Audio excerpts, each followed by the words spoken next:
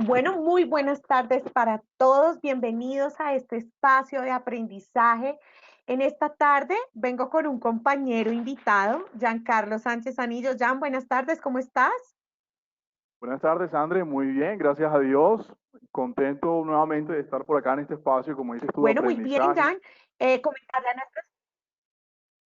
¿Sí, te escucho? No, solo te decía que estoy muy contento de estar aquí compartiendo contigo en este espacio de aprendizaje, como siempre. Ah, bueno, gracias. Comentarle a nuestros asistentes, él y yo somos coordinadores de formación y asesorías pedagógicas de la editorial SM. Mi nombre es Andrea Pérez Montoya y el día de hoy traemos una dinámica y unas actividades un poco chéveres para que realicemos. Entonces, bueno, pues entremos en materia, Jan. Por cuestiones de la red, vamos a apagar nuestras cámaras para que no se nos cuelgue. Ustedes en su panel derecho van a encontrar una sección que dice preguntas. Ahí pueden escribirnos cualquier inquietud, cualquier duda y nos gustaría saber por medio del chat si nos están escuchando y pueden en estos momentos ver la pantalla de nuestros computadores. ¿Listo? Bueno, pues mientras vamos respondiendo entonces a través del chat, el tema de hoy, Jan, que traemos se llama mallas curriculares, articulación del PEI y los referentes de calidad. Bueno, pues este tema como tal es muy interesante y sobre todo por el momento particular en el que nos encontramos y en donde nos tocó poner en juego todas esas habilidades y destrezas que tenemos como docentes para poder flexibilizar un poco cada una de las evidencias, por ejemplo, de aprendizaje, de lo que íbamos a tener como evaluación, cuáles eran nuestros objetivos como tal de aprendizaje, si estaban o no con los referentes de calidad sobre todo. Entonces, para eso, pues vamos a comenzar. Acá están nuestros datos personales. Quien les habla, Andrea Pérez Montoya, Giancarlo Sánchez Anillo, y acá están nuestros correos electrónicos. Antes de comenzar como tal, vamos a comentarles que las memorias de este evento serán entregadas vía correo electrónico en el transcurso de la semana para que estén pendientes de su correo. Se les hará llegar la presentación y el PDF o los links de situaciones que vamos a trabajar a lo largo de este taller. Bueno, Jan, ¿sabías que Colombia es el único país en Latinoamérica que no se encuentra con un currículo único? ¿Sabías o no sabías? Cuéntame. Bueno, sí sabía algo del tema, pero sé que es parte de la información que muy poco conocemos acá en Colombia, de que básicamente hay países de Latinoamérica donde el currículo nacional está establecido y nosotros, bueno, somos de alguna manera afortunados en poder tener todavía un poco de elección en cuanto a la manera de organizar el currículo de nuestras escuelas. Listo, muy bien. Y es así, pues como tal lo menciono, Colombia es el único país que realmente no cuenta con un currículo único. De hecho, desde el Ministerio de Educación Nacional hemos llamado a esa flexibilización del currículo y a la autonomía que todas nuestras instituciones educativas cuentan para poder desarrollar y poner en juego su PEI, su PRAE, sus planes de área, toda esa secuencia didáctica que institucionalmente cada uno tiene y cómo ese ADN se ve inmerso en esos procesos de enseñanza-aprendizaje, al igual que también utilizamos como instituciones educativas diferentes metodologías de enseñanza que nos permiten llegar y alcanzar los objetivos de aprendizaje esperados por cada estudiante. Esto potencia la autonomía escolar, como lo estaba mencionando, y esa capacidad de innovación pedagógica de nosotros como docentes. Y sobre todo, Jan, hoy en día y a raíz de este distanciamiento social, nos tocó estar inmersos en diferentes herramientas didácticas y digitales que algunas las conocíamos, otras no tanto, nos tocó buscar material, nos tocó ingeniárnoslas, esa es la palabra, para dar satisfacción a la necesidad del momento. Pero bueno, pues sin más preámbulo, vámonos a jugar, Jan. Entonces, en el chat, Carlos en este momento los está, les está enviando un link que es el que aparece acá para que demos clic. Si por el contrario nuestros celulares ya tienen esa aplicación de código QR, de lector de código QR, los invito entonces a que escaneemos este código QR que aparece en pantalla y cuando ingresan a ese sitio van a digitar el código AYKZC. ¿Listo?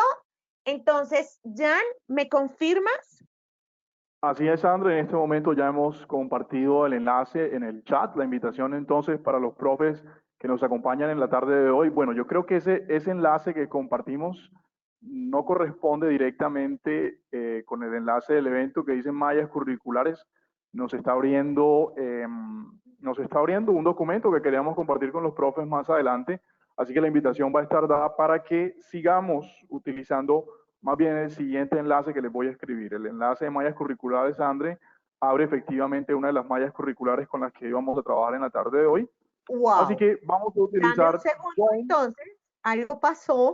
Algo pasó. join.nearpod.com, que es, digamos, Ya te lo otra voy a opción pasar para poder ingresar. rápidamente. Ya te lo voy a pasar rápidamente por el chat en este instante. Gracias. En todo caso, estamos compartiendo el enlace join.nearpod.com. Ok. Ese enlace nos va a permitir ingresar el código y de esa manera poder participar en De la acuerdo. actividad inicial que El estamos código proponiendo en la es tarde de hoy. JTDEB. ¿Listo? Okay. JTDEB. Ya lo estoy poniendo en el chat. El link directo que aparece en pantalla para que puedan ingresar de manera automática. ¿Listo, Millán? Así es, André. Yo creo que en este momento ya tenemos dos maneras de poder acceder a la actividad y la invitación está dada para que, bueno, podamos ingresar y participar de esa Muy manera, bien, empezar a entonces equiparnos vamos a juntos. continuar y listo. Comenzamos entonces, invitamos a nuestros asistentes a que ingresen a ese link. Por favor, rápidamente pongan su nickname y comiencen a dar respuesta a unas preguntitas que allí aparecen. Muy bien, ya tenemos a John Suárez. John, eres un osito. Muy bien. Vamos a ver qué otros avatars salen en este momento. Hay 5 participantes en sala.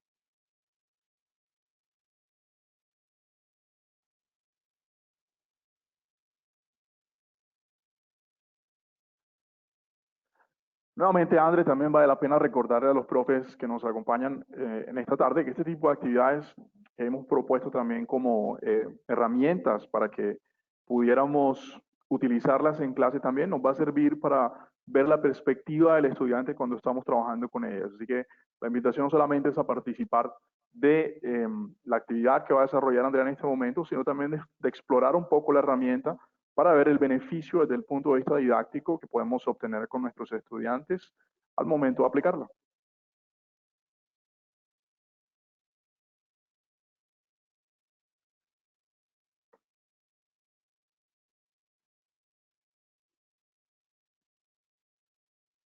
Ok, Andrés, ¿sigues con nosotros?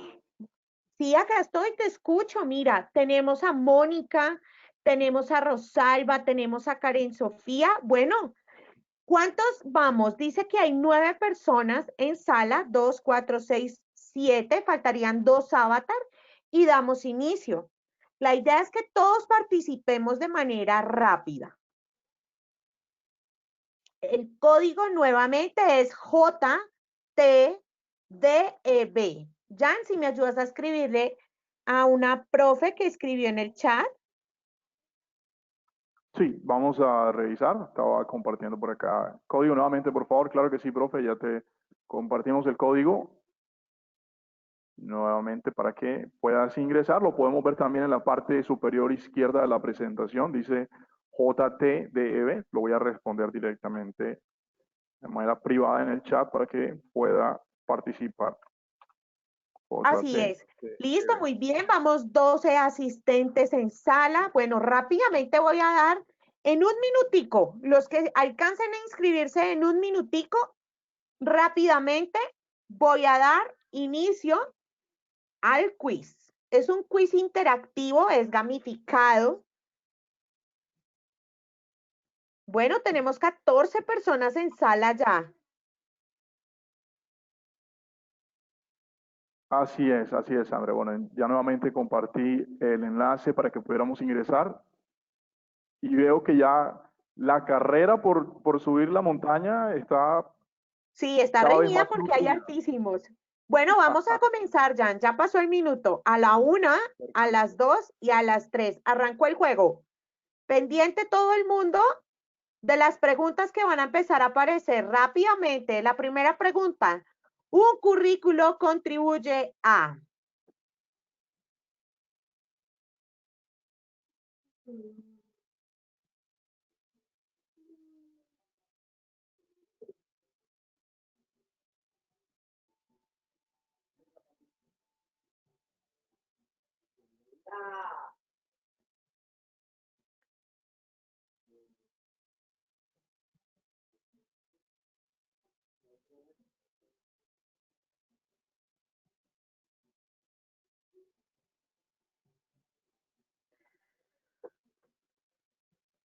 El plan de área es...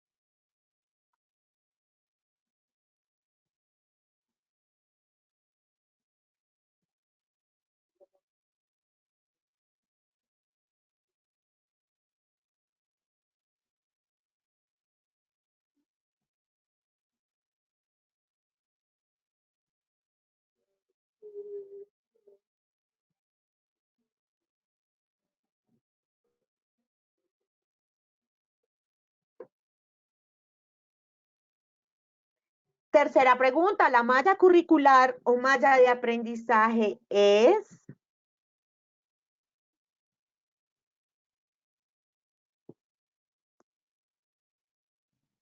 Bueno, vamos para la última pregunta, Jan. El plan de aula o plan de clase es una propuesta didáctica estructurada conforme a la malla de aprendizaje del plan de área que contiene.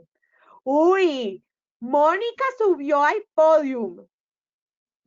Paula Lopera, John Suárez, Giselle, Camila, Gina, Sandra, Karen, Claudia. ¡Wow!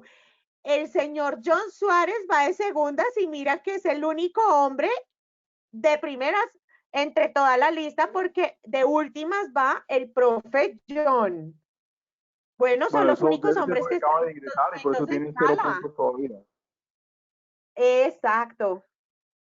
Bueno, por cuestiones de tiempo, debemos ir cerrando el juego, que es muy divertido, es un juego gamificado y es un pequeño cuestionario para aterrizarnos a nosotros frente a algunos conceptos que Giancarlo nos va a cimentar en unos minutos. Bueno, dándole un aplauso enorme a la profe Giselle con 2.191 puntos y John Suárez de segundas con 2.050 y la última en un tercer puesto, la profe Mónica con 1.976 puntos.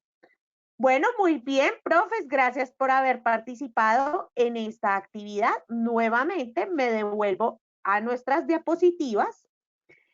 Y Jan, cuéntanos acerca de esos conceptos que estábamos preguntando en ese Nearput y que nos invitan entonces a reflexionar sobre qué es lo que tenemos que tener claro en nuestro quehacer docente y qué tan importante es para poder estructurar una malla curricular. Así es, André. Bueno, básicamente yo creo que parte de hacer esta reflexión nuevamente, rescatar los conceptos claves, es precisamente poder contar con un vocabulario o un lenguaje común al momento de hablar de estos términos. Estos términos, usualmente cuando lo pensamos desde el día a día en las escuelas, terminan siendo en algunas ocasiones intercambiables. Hablamos de currículo cuando queremos hablar de plan de área o hablamos de plan de área cuando queremos hablar de currículo. Entonces, lo que queremos hacer es rescatar brevemente un poco los conceptos, porque lo que vamos a hacer el día de hoy es presentar una propuesta de cómo organizar el currículo, sobre todo, y las mallas de aprendizaje, básicamente, pensando en que estamos entrando en una etapa de nueva normalidad que va a requerir quizás de repensar ese currículo que habíamos diseñado para poderlo ejecutar en este año 2020, que bueno, debido a la crisis derivada de la pandemia del COVID-19 no se pudo desarrollar o ejecutar. Así que hemos notado que muchos colegios están aprovechando esta oportunidad o este espacio para repensar un poco estos elementos que terminan siendo claves y guías para poder hacer educación en nuestras escuelas. Entonces, el primero de estos conceptos es el concepto de currículo. Cuando hablamos de currículo estamos hablando, y ahí la primera, digamos, el primer término que empieza a posicionarse fuertemente es eso de criterios. Sí, sabíamos que de pronto los currículos incluyen planes de estudio, incluyen los programas, y cuando hablamos de programas estamos hablando de los programas que pueden ser programas propios del área o programas que son transversales. El currículo de alguna manera viene siendo la forma y una definición que quizás no es esa que está en pantalla, pero que de alguna manera resume todo lo que estamos hablando, es el instrumento que materializa el PEI. El PEI es un instrumento más de política, más de proyecto, el currículo es lo que lo hace realidad. Por eso ahí tenemos los criterios con los cuales el colegio va a hacer educación, los planes de estudio, obviamente, los programas que pueden ser propios del área transversales, las metodologías, hablando de las metodologías, eso incluye un poco el enfoque pedagógico, incluye también la parte didáctica, cuál va a ser el ciclo didáctico con el cual se van a trabajar en las áreas. Y todos estos procesos, de alguna manera, que estamos integrando ahí, también incluyen los que contribuyen a la formación integral, a la construcción de la identidad cultural nacional, regional, local y, ¿por qué no?, de una comunidad. Entonces, si somos, por ejemplo, una comunidad que tiene una visión religiosa, pues de alguna manera también el currículo debe responder a eso, y es allí donde se materializa, digamos, como esa visión particular de la educación. ¿Y qué es lo que busca el currículo? Poner en práctica, como decíamos, la política que está claramente establecida en el país del colegio y llevar a cabo, obviamente, ese proyecto educativo institucional. Entonces, currículo, para resumir todo eso que está allí, viene siendo el instrumento que va a servirnos para materializar, para hacer realidad el proyecto educativo de la institución y que tiene, digamos, como esos elementos constitutivos. Ahora, ¿cuál es la diferencia entre el currículo y el plan de área? El plan de área, entonces, lo que viene siendo es una subherramienta del currículo, es una herramienta que va a permitir la ejecución del currículo, pero desde el área como tal. Entonces aquí se va a reflejar de manera secuencial todo lo que tiene que ver con la información general del área, el objetivo que tiene el área en la educación del colegio, en la propuesta del colegio. Si nosotros tuviéramos un colegio que se llamara Gimnasio SM, que promueve las habilidades del siglo XXI, entonces ahí en el plan de área el objetivo debe ser, en el contexto disciplinar, cómo vamos a fomentar esas habilidades del siglo XXI. Y lo mismo puede ocurrir con el enfoque particular que tenga cualquier colegio. Entonces acá hablamos de objetivos, aquí es donde empiezan a aparecer ya de forma concreta las competencias, los estándares, los logros, si se quisiera trabajar con logros, contenidos mínimos por cada unidad, y eso que dice ahí de contenidos mínimos por cada unidad se ajusta perfectamente a esas recomendaciones que han hecho el Ministerio de Educación Nacional y organismos internacionales que tienen que ver con educación, sobre que nosotros como instituciones educativas debemos tener claridad sobre qué es lo mínimo que nuestros estudiantes deben aprender cuando transitan por cada una de las áreas que componen nuestro currículo. Entonces, el tema de tener claro qué es lo mínimo y qué es lo que podemos, en lo que de pronto podemos extendernos un poco más o ser expansibles, para utilizar de pronto un término, queda claro ahí en el plan de área.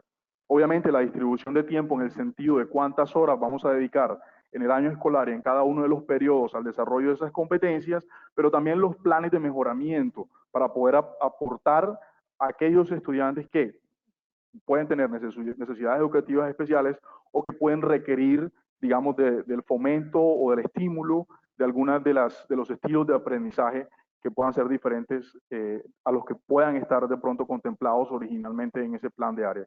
Y finalmente, los criterios para hacer la evaluación, eso se desprende directamente de la competencia que nosotros hemos seleccionado en nuestro plan. Vamos entonces, André, a continuar explorando otro par de conceptos que consideramos claves, que son los que van a aparecer a continuación. Bien, ya hemos hablado entonces de currículo y lo hemos entendido como el instrumento que materializa el PEI, y el plan de área como ese instrumento que empieza a materializar el currículo a partir de cada una de las áreas. Ahora hay dos conceptos que también pueden ser o pueden sonar intercambiables. El de malla curricular o malla de aprendizaje, que lo confundimos mucho con el plan de área. Realmente la malla curricular o malla de aprendizaje es un instrumento que hace parte del plan de área. Recordemos que el plan de área hace parte del currículo, la malla curricular o malla de aprendizaje viene siendo parte del plan de área. Viene siendo como tal el instrumento que va de alguna manera a organizar las competencias específicas que están definidas en el currículo y en el plan de área y que va a permitir orientar la malla curricular o malla de aprendizaje. Nosotros siempre hemos escuchado el término de que el PEI es la carta de navegación de la escuela. Pues bien, la malla curricular o malla de aprendizaje es la carta de navegación directa del área, es el documento de consulta de los docentes del área para ellos poder asegurarse y garantizar de que lo que están ejecutando dentro de los salones de clases se corresponde con lo que está en el currículo de la institución. Por eso es que termina siendo un documento importante que algunas veces se nos queda olvidado digamos, en el enramado que se genera de todos estos documentos, que son documentos para hacer política educativa. Aquí los docentes deben tener claridad sobre qué aprenden sus estudiantes en cada grado, qué aprenden los estudiantes en cada periodo y sobre todo cómo se evidencian los aprendizajes. Pues aquí aparecen muchos de los contenidos nuevamente, aparecen mucho también de los enfoques. Si estamos hablando de un currículo organizado por competencias, pues claramente cuáles son las competencias que se desarrollan, cuáles son los contextos temáticos en los cuales se empieza a hacer el trabajo. Y nuevamente, insisto, hablar de malla de aprendizaje o malla curricular es el instrumento de consulta del docente para poder garantizar que lo que está haciendo en el aula de clase se corresponde. Digamos, es la forma fácil de que el docente que está en el aula de clases pueda aproximarse al PEI. Ese es, digamos, como el camino directo. Y finalmente, el plan de aula o plan de clase es más bien el documento del día a día, es como ese diario, digamos, ese documento donde nosotros planificamos las actividades diarias. Algunos lo hacen de manera semanal, eso es totalmente correcto, pero básicamente el plan de aula lo que hacemos es la propuesta de actividades que vamos a realizar, lo que van a realizar los estudiantes. Es mucho mejor cuando se planifica a partir de lo que van a hacer los estudiantes, pero que evidencia claramente eso que habíamos mencionado que hace parte del currículo, que son las metodologías. Aquí se evidencia claramente ya desde la propuesta didáctica, desde el ciclo didáctico, desde cómo arranca la lección, de qué se hace, por ejemplo, para una reflexión inicial, para una contextualización de los aprendizajes, para poder generar, digamos, actividades de apropiación, para poder generar actividades de transferencia, para poder generar actividades de evaluación dentro de una clase, es decir, el ciclo de 45 minutos, 50, 60 minutos, dependiendo del tiempo que tiene designado la escuela. Aquí el docente pues también hace una reflexión acerca, obviamente, del manejo del tiempo, de los recursos que va a requerir para poder realizar las actividades y de los medios y mediaciones que van a emplear para que se genere o se logre el aprendizaje en esa unidad mínima de ejecución curricular que es la clase, que es la que hacemos al día a día con nuestros estudiantes. André, cuéntanos entonces un poco acerca de cuáles son esos principios que de alguna manera estructuran el Sí, diseño curricular. es importante todo lo que acabas de mencionar porque muchas veces se nos olvida un poquito o perdemos el foco de algunos de estos conceptos, por más de que los tengamos claros, es bueno refrescarlos, ¿no? Antes de continuar, Jan, hay dos profes que tienen la manito levantada. La profe Laura Camila Herrán. Profe, ¿tienes tu micrófono en estos momentos activado? ¿Te escuchamos? Profe Laura, Sí, buenas tardes. ¿cómo estás? Buenas tardes, te escuchamos. Tenías la manito levantada. ¿Nos quieres Bien, comentar muchas algo? gracias. No, lo que sucede es que estoy aquí explorando la aplicación. Ah, ok. Tal vez No entonces, te preocupes. sí, qué pena. Vale, listo. No, no te preocupes. Bueno, bienvenida. Gracias, mío. La profe Eva Serrano. Profe, tienes tu micrófono desactivado. Si quieres activar tu micrófono y nos comentas lo que desees. Profe Eva Janet Alfaro Quijano.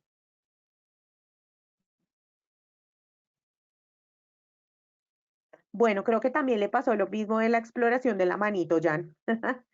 Puede ser, puede ser. A todos nos Bueno, pasa en algún momento entonces cuando estamos continuemos. conociendo la herramienta.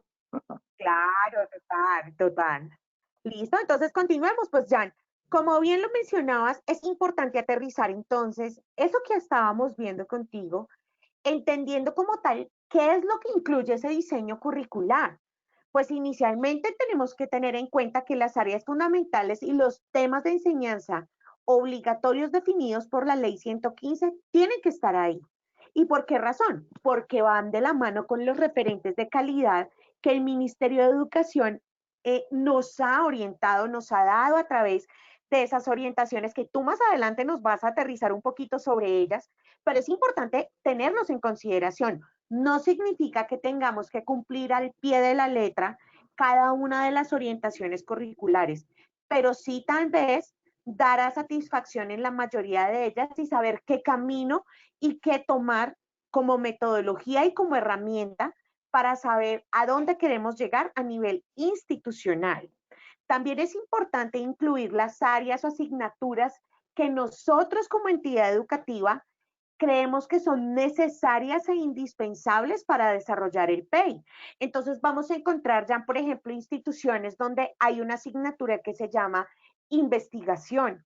Hay otras instituciones donde hay una asignatura que se llama emprendimiento, o hay otras que se llama, por ejemplo, laboratorios, o hay otra que, por ejemplo, es sobre, no sé, alguna dinámica diferente a las que conocemos como áreas básicas o áreas complementarias, como artes, danzas, educación física y demás. Eso es importante tenerlo en cuenta y no sobre todo porque nos permite desarrollar el PEI, Jan, sino que hay algo importante y es que nos estructura y nos da como ese plus de nuestro ADN particular institucional. ¿Por qué mi institución educativa se caracteriza por esto, esto y esto? Eso es importante tenerlo claro.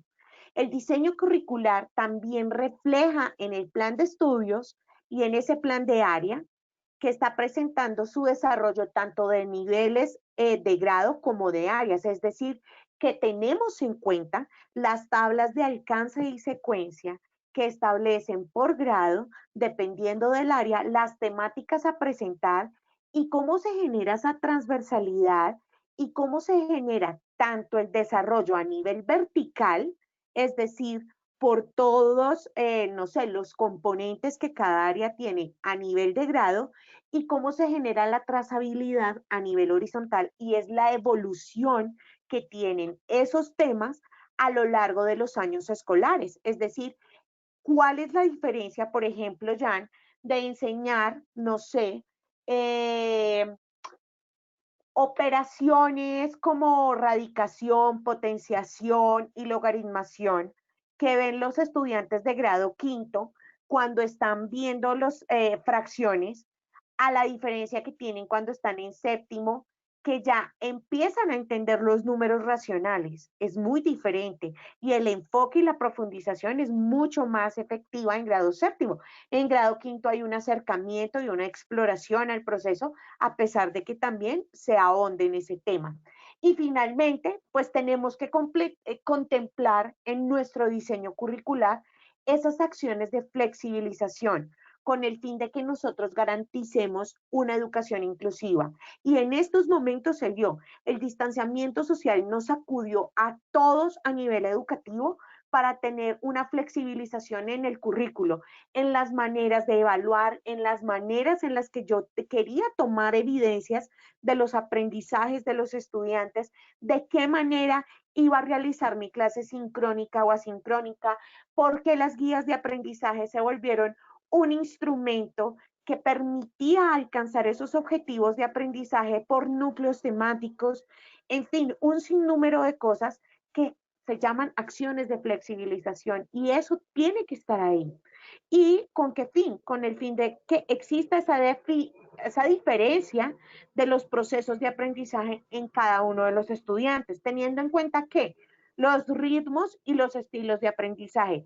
Y pues en estos momentos el contexto. ¿Por qué razón? Porque no es lo mismo si mis estudiantes no tienen el mismo contexto social, entonces ofrezco diversidad de entregas de evidencias de aprendizaje para poder establecer esa evaluación formativa y finalmente la evaluación sumativa, que es lo que nos interesa de alguna manera al final de cada periodo escolar.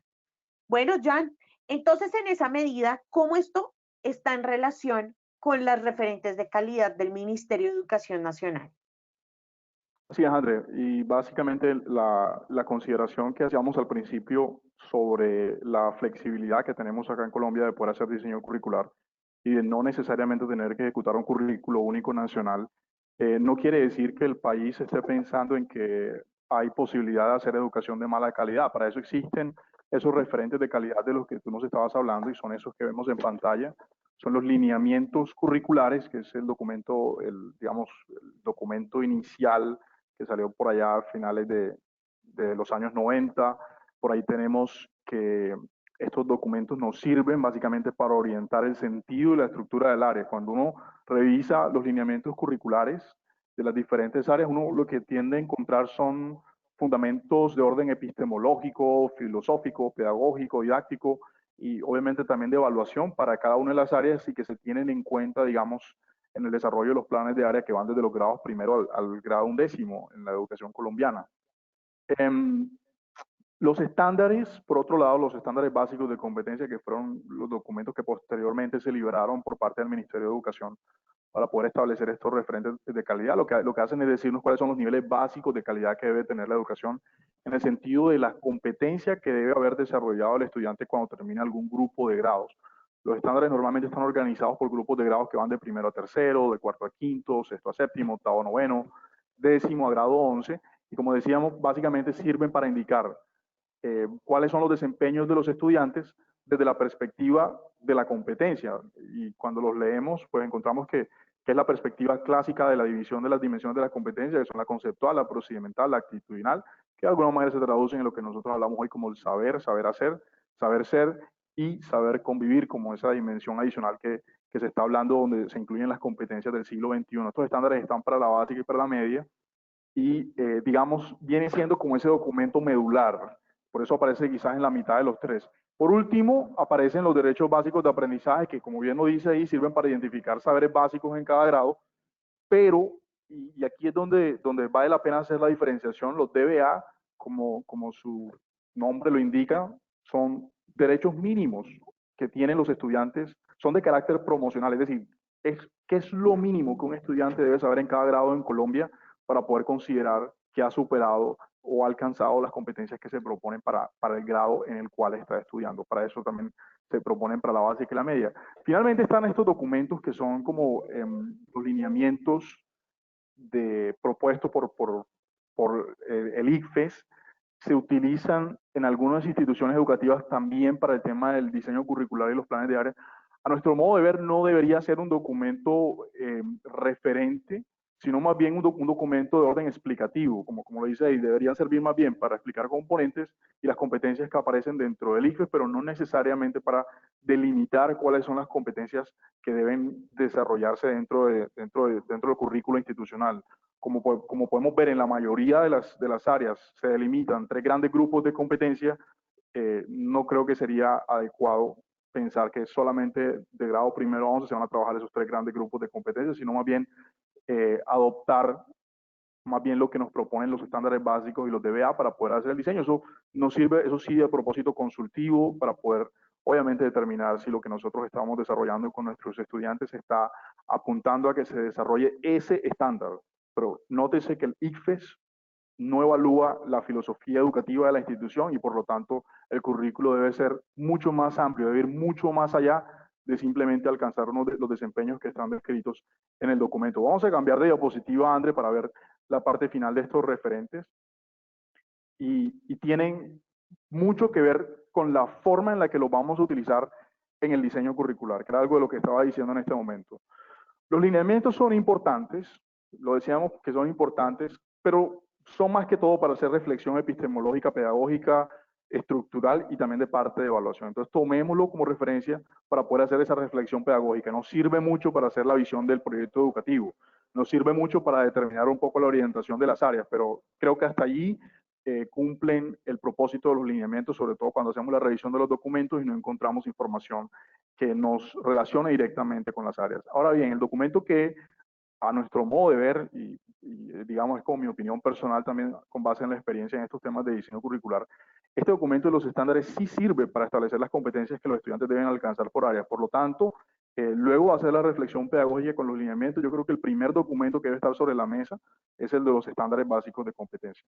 Entonces, aquí establecemos las competencias que van a alcanzar por área y luego las contrastamos. Recuerden que los DBA vienen siendo de carácter promocional, deben ser de carácter para que nos va a permitir saber si nuestros estudiantes alcanzaron las competencias mínimas. Pero, ojo, no quiere decir que son las competencias que debe alcanzar, sino que por todo lo contrario, podemos incluso ir más allá, y por eso cuando revisamos algunos de los DBA de algunas de las áreas que ya están liberadas, encontramos que hay espacios en blanco para que sea la propia institución educativa que cree derechos básicos de aprendizaje con base obviamente en los estándares de calidad de la institución. Esto nos va a servir para fijar contenidos, desempeños y sobre todo, y siempre que hablo de estos dos de estándares básicos de aprendizaje y DBA, yo siempre digo que los DBA son como el espejo que nos permite tener como un reflejo de los estándares de una manera mucho más práctica y mucho más aterrizada.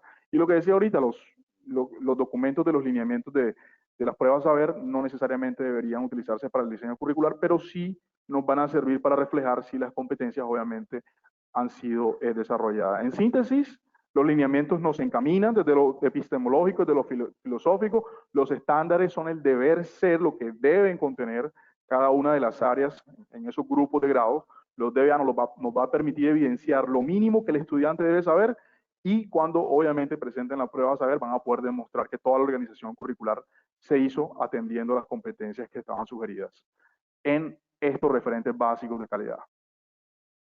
Así es, Jan. Y en esa medida, entonces, vamos a aterrizar con un ejemplito muy particular, muy chiquitico, y es cómo se daría esa articulación cogiendo esas orientaciones curriculares del MEN, lineamientos estándares y DBAs, frente a un ejemplo en matemáticas. Entonces, por ejemplo, en lineamientos curriculares tenemos lo siguiente. A continuación, ponemos 3 aspectos básicos que pueden ayudar a desarrollar el pensamiento numérico en el aula. Comprensión de los números y de la numeración, comprensión del concepto y de las operaciones, cálculos de los números y aplicación de números y operaciones. Desde los estándares básicos de competencias, entonces acá lo que nosotros queremos es, reconozco significados del número en diferentes contextos: medición, conteo, comparación, codificación, localización, entre otros, y describo y comparo y cuantifico situaciones con números en diferentes contextos y diversas representaciones. Ahora bien, esto va a estar en relación con los derechos básicos del aprendizaje frente al uso de los números del 0 hasta el 999.999. Tiene claro el concepto de unidad, decena, centena, etc. Por ejemplo, entiende que 3.785 hay 3 unidades de 1.000, 7 centenas, 8 decenas, 5 unidades, es decir, 3.785 equivale a 3.000 más 700 más 80 más 5, la descomposición. También entiende otras alternativas como en 3.785 hay 37 centenas y 85 unidades. Y bueno, así sucesivamente. Este es un ejemplo de grado tercero. Y es un ejemplo muy clarito de lo que nosotros debemos realizar cuando nos sentamos a establecer ese diseño curricular teniendo los referentes de calidad, Jan. Pero entonces, acá tú nos vas a decir muy propiamente esa malla de aprendizaje necesita 5 aspectos claves. ¿Cuáles son? Hola, Jan, ¿me escuchas? Sí, André, ¿me escuchas? Sí, perfecto, clarito. Nunca falta el inconveniente por la conectividad. Bien, Andrés, sí, hay 5 elementos claves que deben tener las mallas de aprendizaje.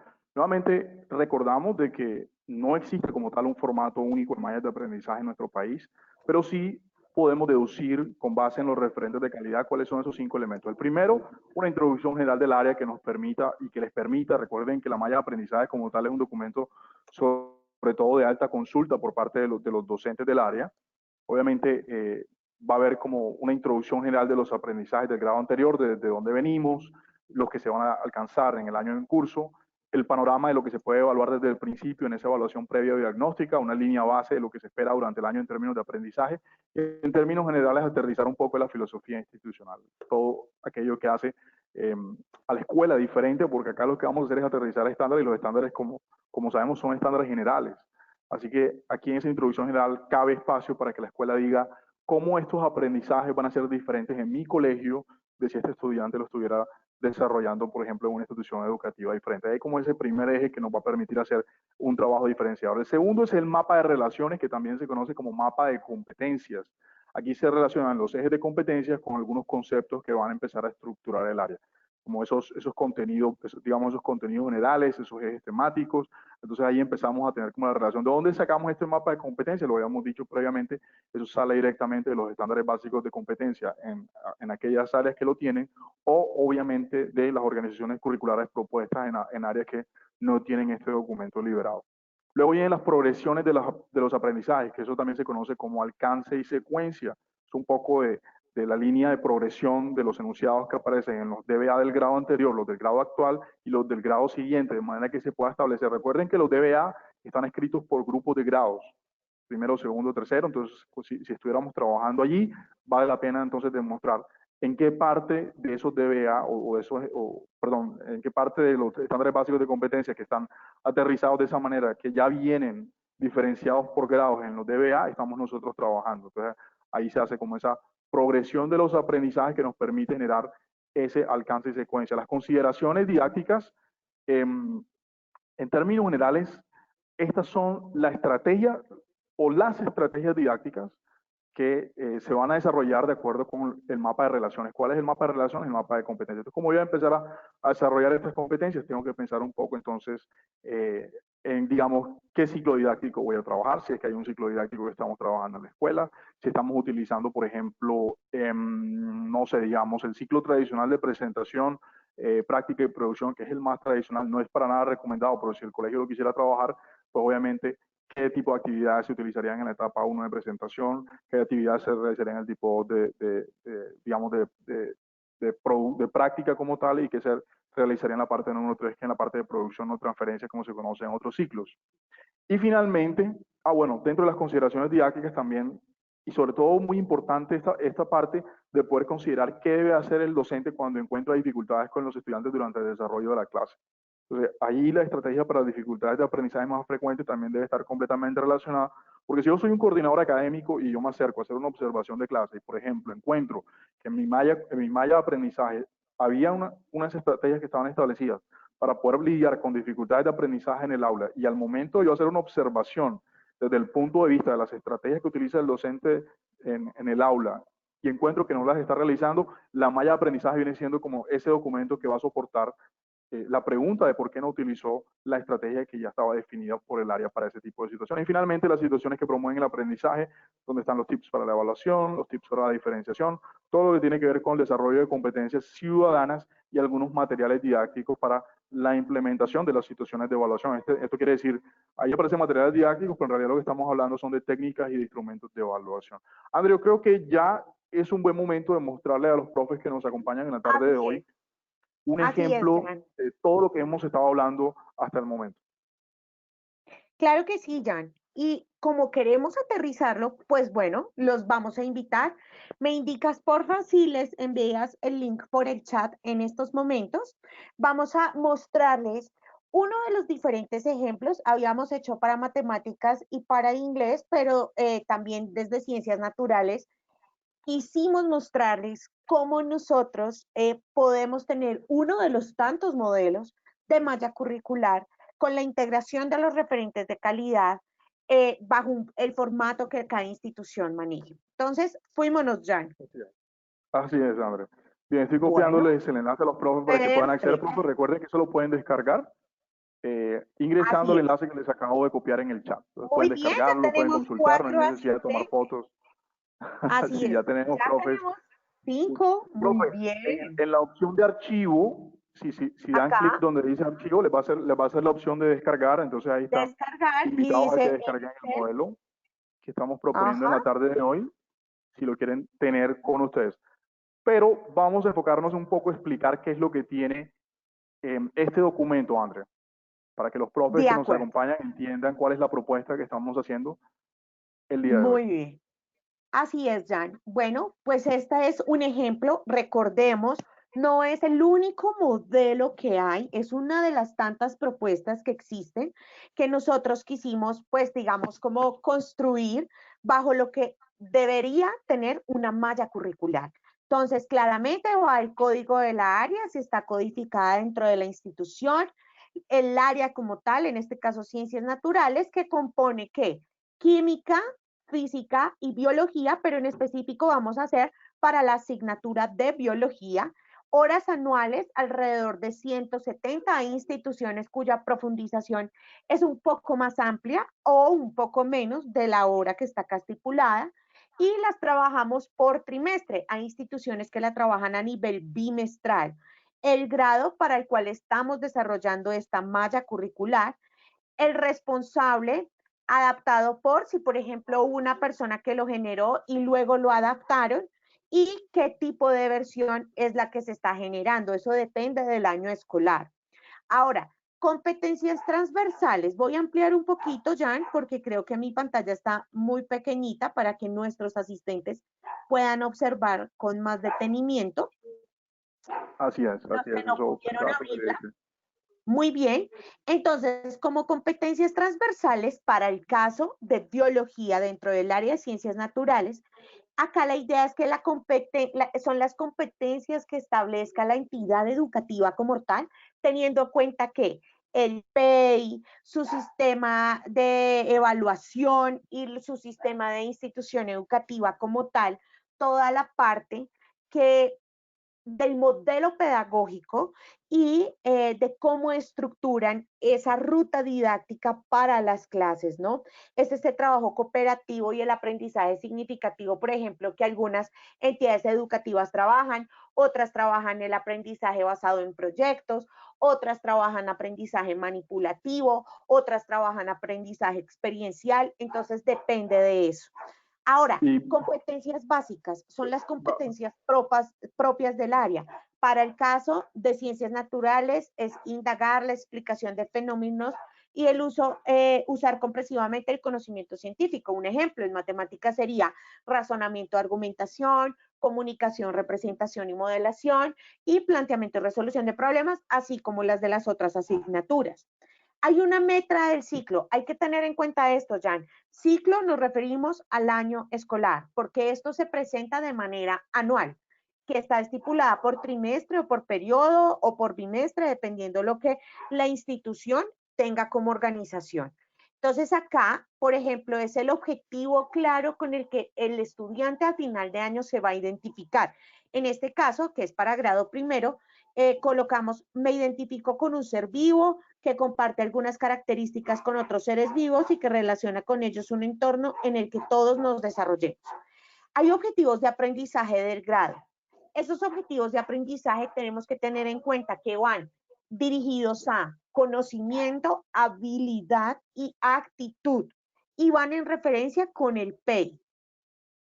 Los derechos básicos de aprendizaje, perdón, me fui un montón.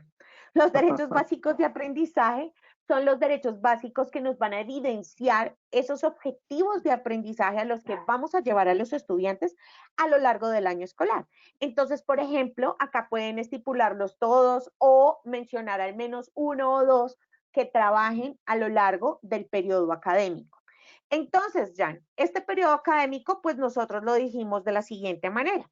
Nombramos el periodo, hay un objetivo claro de aprendizaje y esos indicadores de desempeño están enfocados de acuerdo a las competencias desde el Ministerio de Educación. Entonces está el saber, que es toda esa parte cognitiva, ¿no? El saber hacer, toda esa transferencia de conocimientos de cómo ellos logran desarrollar esas competencias para poner en puesta en escena lo que están aprendiendo, y el saber ser, todo ese desarrollo pues desde el ser humano y su parte actitudinal, finalmente llevando a los estudiantes a ese saber aprender, ¿no? Entonces desde el saber, en este caso, desde ciencias vamos a trabajar lo que es entorno vivo, entorno físico, ciencia, tecnología y sociedad. Desde matemáticas trabajamos los pensamientos, desde sociales trabajamos las relaciones, en fin. Acá desde el saber hacer, bueno, es a qué voy a llevar al estudiante frente a los conceptos a tratar y cómo se va a evidenciar esa transferencia. Y toda la parte del saber ser es todos esos indicadores actitudinales que nos van a permitir. Finalmente, el saber aprender es a lo que yo quiero llevar al estudiante con esa aprehensión de todo el conocimiento dado. Contenidos, los que van a permitirse desarrollar para llegar a ese objetivo de aprendizaje. ¿Qué metodología institucional manejamos? Como les mencionábamos, si ustedes trabajan aprendizaje basado en proyectos, o un aprendizaje significativo, o un aprendizaje experiencial, o por ejemplo, no sé, la metodología Singapur, por ejemplo, todo el trabajo manipulativo que hay tras de ello, en fin. Y las evaluaciones deben estar enfocadas, Jana, para el aprendizaje y del aprendizaje. Es importante establecer las rúbricas de desempeño en donde se establezcan los criterios y los indicadores de desempeño teniendo en cuenta la escala valorativa que puede ser alfanumérica que cada institución maneja, porque cada evidencia de aprendizaje va a ser evaluada a nivel formativo para llegar a una evaluación sumativa. Y esto debe ser evidenciado a través, por ejemplo, de rúbricas. Entonces, para el aprendizaje nos lleva a esas rúbricas de autoevaluación y las rúbricas de evaluación de todo el desempeño que los estudiantes tuvieron a lo largo de las evidencias de los productos entregados. Es una evaluación del aprendizaje, ¿no? Eso puede darse de dos maneras, teniendo en cuenta que nos encontramos en un modelo al que vamos a empezar ahorita en menos de nada, de semipresencialidad. Entonces van a haber unos momentos para los cuales yo voy a evidenciar algunas situaciones de manera presencial y la evaluación de esas evidencias va a ser presencial y hay otras que van a ser desde la virtualidad. Entonces tenemos que tener presente y claridad, digamos, en este caso, por ejemplo, si estamos en calendario B o calendario A y nos tocó adaptar esas mallas curriculares y entrar en esa flexibilización, acá es donde se tiene que evidenciar esto, ¿no, Jan? Sí, y quisiera mencionar un par de, digamos, o agregar un par de comentarios a la propuesta que estás Claro. haciendo. Básicamente, en el principio, también en la competencia transversal, creo que puede ser aprovechada en esta propuesta de organización de malla curricular para aterrizar, bueno, quizás ahí en el paréntesis lo que estamos viendo son estrategias de aprendizaje, cuando hablamos de trabajo cooperativo o aprendizaje cooperativo y aprendizaje significativo. Por ahí en ese recuadro también se puede trabajar, por ejemplo, si el colegio tuviera un enfoque en investigación, digamos, entonces, ¿cuáles son esas competencias de investigación que normalmente no encontramos relacionadas de forma directa en los estándares básicos de competencia? Sabemos que sí están, sobre todo en esta área particular de ciencias naturales, pero si el colegio tuviera un enfoque en investigación, por ejemplo, algunas veces, y la pregunta termina siendo, ¿y cómo hacemos para integrar la competencia que tiene que ver con investigación, por ejemplo, investigación aplicada en nuestra malla de aprendizaje? Pues bien, allí en esas competencias transversales que son las que atraviesan todo el currículo y que se derivan directamente del proyecto educativo institucional, pues allí es donde Ay, deberíamos de alguna manera consignarlas para que sean reflejadas en el área. En así cuanto a los es, derechos Jan. básicos de aprendizaje, Discúlpame una cosa antes de que prosigas, y es eso que acabaste de decir es tan importante y eso estaba mencionado cuando estábamos hablando de esas asignaturas complementarias que nos permiten desarrollar nuestro PEI y que hablábamos de que hay instituciones que tienen un enfoque, digamos, desde el emprendimiento, otros desde la así es. investigación. Acá es donde entran en juego en esa medida. Continúa. Así es, André. Es como ese espacio para que realmente se materialice una propuesta o un modelo educativo particular de un colegio frente a los estándares o la organización tradicional de los estándares y derechos básicos de aprendizaje. Eh, Finalmente, otro comentario que quería hacer tal vez de pronto en la sección de evaluación para el aprendizaje y el aprendizaje, eso hace mucha referencia a lo que nosotros hablamos de evaluación formativa y evaluación sumativa. Entonces, la evaluación para el aprendizaje, que es de carácter más bien formativo, debe pensarse a través de estrategias que debe tener en cuenta el área en el desarrollo, por ejemplo, de los contenidos, de las competencias que de alguna manera se reflejan en los indicadores de desempeño. ¿Cuáles van a ser las estrategias desde el punto de vista de la evaluación formativa, es decir, para el aprendizaje que nosotros vamos a implementar para que los estudiantes puedan de alguna manera recibir retroalimentación en el ciclo y no solamente cuando lleguemos a la parte final? Pero también se contempla la parte del aprendizaje, es decir, cuando ya nos toca emitir un juicio porque se nos acabó el tiempo, porque se acabaron los recursos que estaban dispuestos en el plan de área para hacer acompañamiento a los estudiantes, pues de qué manera lo vamos a hacer, a través de qué instrumentos se va a materializar. Algo que normalmente no encontramos en este tipo de documentos es esta separación de presencialidad y virtualidad. ¿Por qué en esta propuesta que estamos haciendo en la tarde de hoy quisimos hacer esa división? Y eso es algo que hemos venido de alguna manera discutiendo y conversando con miembros del equipo y hemos encontrado que termina siendo muy útil porque por el momento a nivel nacional todavía no hay claridad sobre lo que va a ocurrir en cuanto al término de este año. Para muchos, pues la presencialidad en su totalidad no va a ser posible y no sabemos de qué manera se empieza a desarrollar el próximo año. Creemos que el próximo año habrá aún ocasiones en las cuales el aprendizaje a través de ambientes o entornos virtuales de aprendizaje se tenga que desarrollar. Así que de esa manera hay como una oportunidad para que tanto la metodología como la evaluación, independientemente de los contenidos y las competencias que deben ser las mismas si estamos trabajando en la presencialidad o en la virtualidad, puedan tener como esa flexibilidad y de alguna manera la formalidad que le da la malla de aprendizaje y obviamente el currículo al trabajo académico que estamos realizando. Esto es una manera muy, a mi modo de ver, técnica desde el punto de vista de lo técnico pedagógico, de poder dejar establecida una organización en el colegio que garantice la calidad educativa, independientemente de si aún estamos en tránsito hacia la presencialidad o si estaríamos trabajando bajo, obviamente, el modelo de alternancia, como lo ha llamado nuestro presidente, que pues para mí más bien es un modelo de aprendizaje híbrido, mixto o semipresencial. Pero bueno, ahí tenemos la dinámica. La invitación final, André, creo que viene siendo para que los profes exploren la herramienta, la adapten. Esta herramienta bajo ninguna circunstancia es una herramienta de orden o de carácter obligatorio, es más bien una propuesta que hacemos desde acá, desde DSM. La idea es que quienes se quieran aventurar o tengan pensado por las circunstancias y las características en las que nos encontramos actualmente hacer actualización curricular, pues tengan ya como un punto de partida para poder incluir obviamente toda la propuesta educativa y el proyecto educativo institucional. Y sobre todo, algo tan importante y tan especial en estos momentos es entender que, por ejemplo, nosotros desde nuestro proyecto Sabia hacemos esa transversalidad y tenemos en cuenta los referentes de calidad que nos permite con esas orientaciones curriculares el Ministerio de Educación llegar a esos objetivos de aprendizaje esperados a través de una planificación de aula donde todos nuestros contenidos, digamos, tienen una ruta didáctica que llevan a los estudiantes a activar el conocimiento, a analizarlo, a aprender y porque a aplicar ese conocimiento, a esa transferencia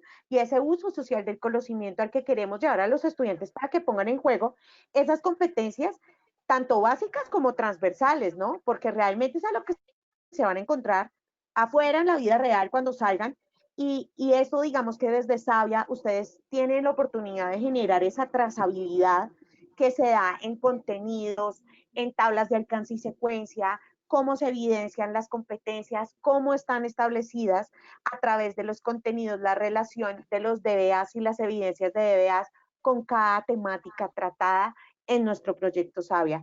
Bueno, Jan, te cuento que tenemos dos manitos levantadas. Voy a darle paso a la profe Mónica Patricia Sánchez porque ya estamos a 2 minuticos de cerrar este webinar. Profe Mónica, te escuchamos. Bienvenida. Buenas tardes. Hola. Es cliente, la cliente mía. Buenas tardes, profe. Creo que se le disparó. Y tenemos la profe Sandra Izquierdo Rojas. Profe Sandra, buenas tardes, ¿nos escuchas? Buenas tardes, sí señor. ¿Me escuchan a mí? Perfecto y clarito. Bueno, digamos que nosotros en este punto en el colegio estamos precisamente con este asunto de las mallas y planes, pero a mí sigue quedándome una pregunta. ¿Qué contiene el plan de área que no tiene la malla curricular? O sea, yo entiendo que la malla curricular es una herramienta del plan de área, pero ¿qué más hay en el plan de área que no tiene la malla curricular? Bien, no sé, Andrés, si quieras darle respuesta a la profe o me permites responder. Dale y si es el caso yo te complemento, no te preocupes. Así es, el plan de área lo que contiene de alguna manera es la visión que está en el currículo para el área como tal. Entonces, de de alguna manera hay también como una proyección, no solamente desde el punto de vista de contenidos y competencias, que lo que se ve básicamente en una malla es cómo nosotros vamos a desarrollar las competencias, cómo esas competencias se van a organizar, cómo vamos a tener, por ejemplo, la secuencia o el alcance de la secuencia de los contenidos, de qué manera se van a distribuir los planes de mejoramiento y los criterios de evaluación. Pero ese tema de plan de mejoramiento, por ejemplo, es algo que no aparece directamente en la malla.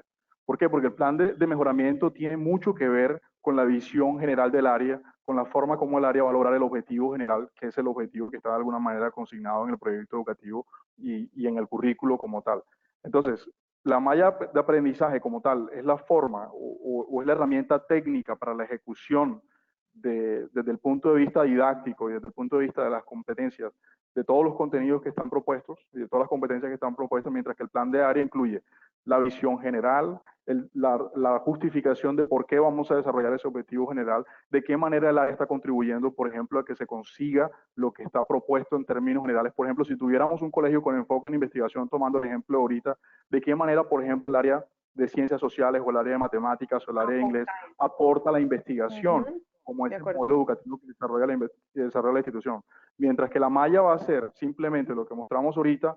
El plan de área contempla todo eso, contempla de qué manera se fortalecen las competencias de los estudiantes, contempla de qué manera o qué metodologías o por qué se están utilizando las metodologías que se están utilizando y que aparecen consignadas de manera muy breve en la malla curricular.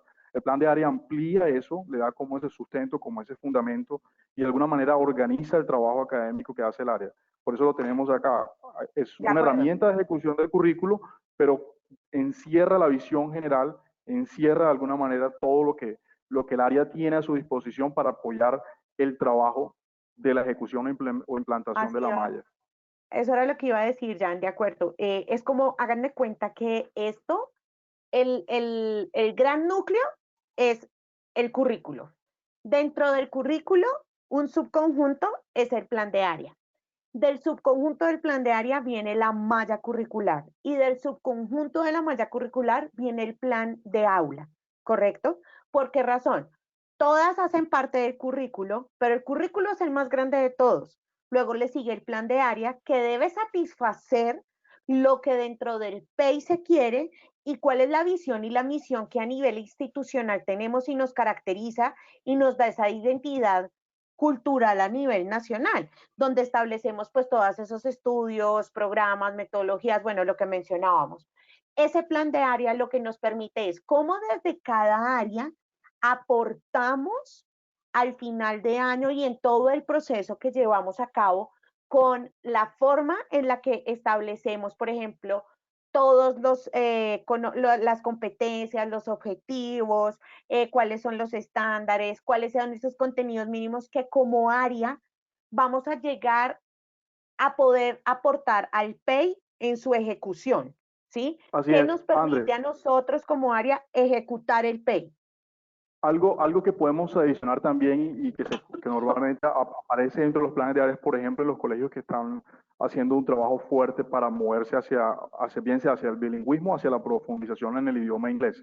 Entonces, por ejemplo, en el plan de área empiezan a aparecer las estrategias que desde el área, por ejemplo, de matemáticas, o desde el área de las ciencias sociales, o desde el área de cualquiera de las áreas que hagan parte del currículo de la institución, se va a contribuir a la consecución de ese logro general o ese logro global que viene siendo la meta a largo plazo o a mediano plazo de ser un colegio bilingüe. Entonces, ¿cómo el área va a lograr eso? ¿De qué manera lo va a empezar a integrar? Eso difícilmente se puede evidenciar en la malla, pero en el plan de área, que es donde se trazan como esas estrategias, se trazan como esos objetivos que pueden ser a mediano, corto y largo plazo. El plan de área no necesariamente tiene que cambiar todos los años. El plan de área se puede trazar a 3 años, se puede trazar a 2 años, a 4 años. Eso depende mucho de la política como tal de diseño curricular que tenga la institución, pero sí viene siendo como ese documento que orienta el desarrollo estratégico del área para aportar a la consecución de los objetivos globales que aparecen tanto en el currículo como en el proyecto educativo institucional. Entonces, allí está como la gran diferencia de que la malla termina siendo un instrumento más técnico, más de consulta por parte del docente, mientras que el plan de área es un documento que puede ser un poco más estratégico desde el punto de vista del área para aportar a la consecución de los objetivos institucionales. Y más global, ¿no? Así es. Y más global. Bueno, Andrés, nosotros si hemos respondido a la pregunta de la profe, o si tenemos alguna duda adicional. Sí. Hay una última manito levantada y con la profe Yolanda Gallo cerramos este webinar. Profe Yolanda, buenas tardes, bienvenida, te escuchamos. Sí, gracias. Me gustaría, si me pueden ampliar, los aspectos que debe contener una rúbrica de evaluación. Perfecto. André, no sé si quieras Los abordar la aspectos de respuesta. qué, discúlpame. Lo que debe contener la rúbrica de evaluación. Ok, las rúbricas de ¿Quieres mi evaluación, respuesta o bueno, lo...? Ok, bueno, adelante. bueno, las rúbricas de evaluación tenemos que tener en cuenta algo y es que dependiendo de la evidencia que nosotros vamos a evaluar, es si es una evidencia de producto que hace referencia, por ejemplo, a los conocimientos, si es una evidencia actitudinal o una evidencia de desempeño, tenemos que establecer primero qué evidencia es la que vamos a poner dentro de la rúbrica porque cada una debe tenerla. Las rúbricas, por ejemplo, si yo, Andrea, como profe, voy a hacer una evaluación con respecto a un foro, ¿sí?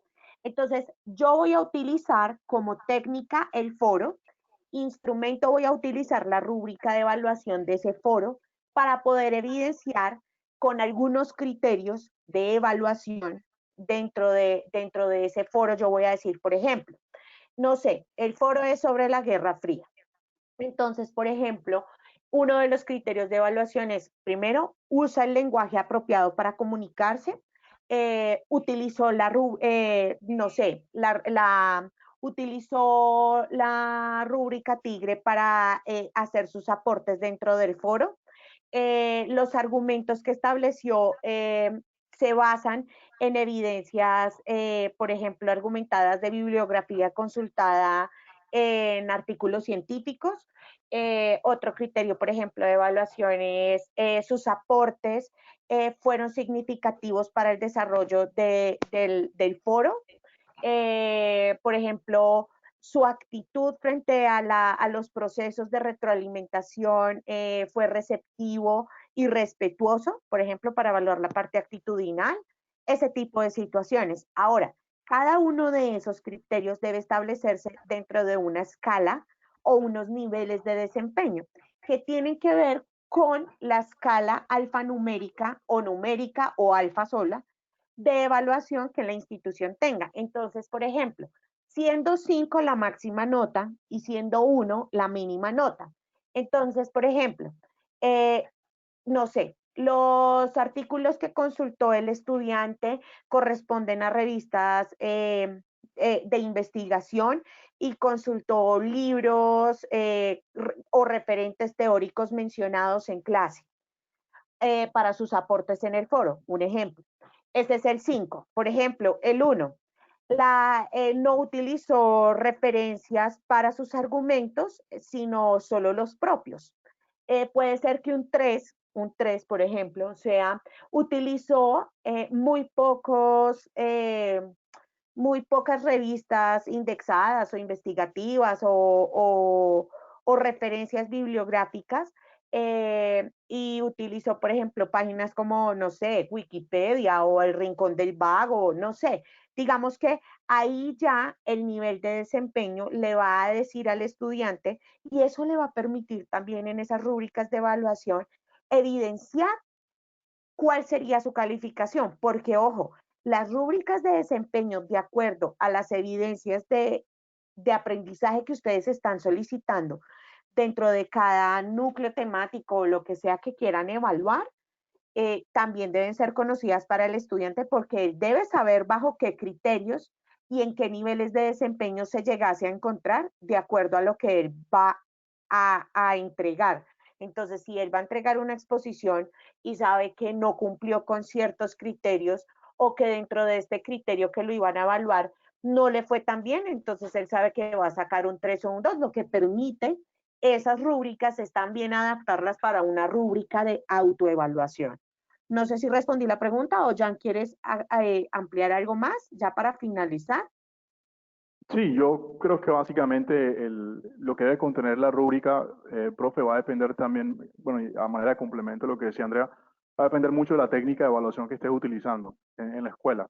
Entonces, cuando se haya definido la técnica de evaluación y cuáles son las técnicas que se van a utilizar, como lo decía bien Andrea, si por ejemplo vamos a utilizar el foro, si por ejemplo vamos a utilizar la evaluación de productos, si por ejemplo vamos a utilizar la evaluación de procedimientos, ustedes pueden tener unas rúbricas que sean, digamos, estándares para ese tipo de técnicas que son más frecuentes y esas podrían quedar de manera estándar definida en el plan de área, que era una de las preguntas que nos hacían anteriormente sobre qué elementos hay en el plan de área que a veces no se ven tan directamente reflejados en la malla curricular. El plan va a decir cuál es la técnica, va a definir el uso de la técnica, en la malla nos va a aparecer la técnica que se va a utilizar específicamente para ese contenido que se está desarrollando en ese periodo, y lo que va a terminar conteniendo es, por ejemplo, si utilizamos el foro como una estrategia de evaluación, pues qué tipo de contenidos y cuáles son los diferentes niveles de calidad o niveles de desempeño que va a tener el estudiante en ese foro. Entonces, ahí se consignan como unas descripciones de cada uno de esos niveles alineados con cada uno de los criterios. Por ejemplo, si hacemos una referencia de la rúbrica Tigre, si el título es diciente, por ejemplo, si hay hilación de los contenidos, por ejemplo, si genera nuevos contenidos o genera nuevas ideas. Entonces, todo eso, de acuerdo a los diferentes niveles de calificación que va a obtener el estudiante, se hace una descripción general y esa puede ser como un instrumento general que puede quedar diseñado directamente por el área para hacer la evaluación. En esa definición se reuniría todo el equipo del área y definiría qué tipo de niveles de calidad se esperarían de los estudiantes por cada uno de los ciclos o uno de los grados.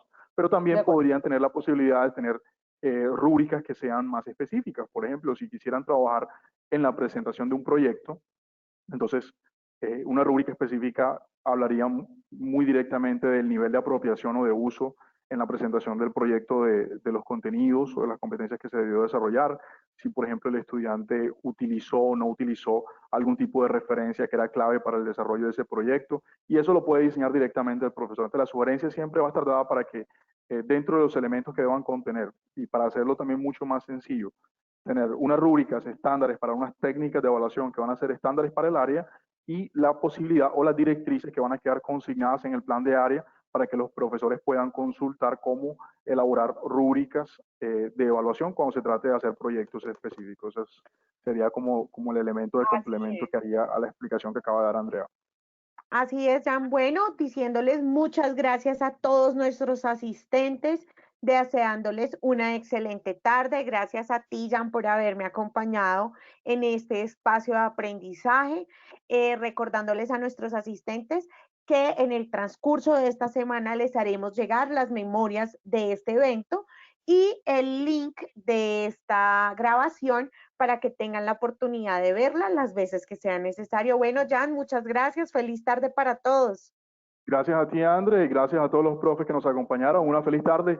Y como siempre, estamos disponibles en el equipo de formación asesoría pedagógica en el caso de que deseen ampliar sobre la temática. Pues con mucho gusto pueden contactarse con el gestor de clientes designado, la persona que les hizo la invitación, para saber de qué manera pueden también acceder a estos servicios de formación asesoría pedagógica que tenemos desde acá, desde SM Colombia. Un abrazo virtual para todos y una feliz tarde. Bueno, Hasta la bendiciones próxima. para todos. Bye.